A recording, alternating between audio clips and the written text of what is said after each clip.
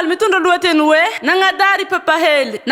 papahely nanomboko nomaly mbola tamin'ny efatroro efa zah nizahany nivolagny zazegny reradraraka atsika niany aozimbo agnala empaka raha volanika ozy ana magneky amaraigny ana vidianako papoety azy maditro ozy ana fa mamanatsy ake izy ko tonga ozy ana amiako mofo be nagnadary papahely mbola tamin'ny dimy zavy nasany nandroronday amboary ozy fikekitra moko malele zasaky mbola idoly iaraka aminjaza mijanagnaky ozy ana sabe popohonjaza imama amin'iny mbola volasagny nandraigny tsara fatany papahely raha karanjaigny za gaga sady talanjo satria papahely tegna hitako nisy tanjo nagnadary papahely na za efitsy nasany ijanogna ampata anazy tokony mbo ikarakara vata mahia loatra ozy nandakoziny isanandro ambilendraky eo zay niany mbo ahandro ny tamitambazy za naminonakôho nahita igny za tegna velombolo za falifaly sakinagny bebe mbola ampihinany za fa nataony série bebe nagnadary papahely nanomboko tendraky za mbola nifagnahy anatia papahely tsy mbo agnadary niaraka amin'igny izy nanafisafe anatia papahely tegna niova be raha nataony papahely tegna nampimoehy izy naniendriky tonga tantarehy ipapahely natoko sady nagnategna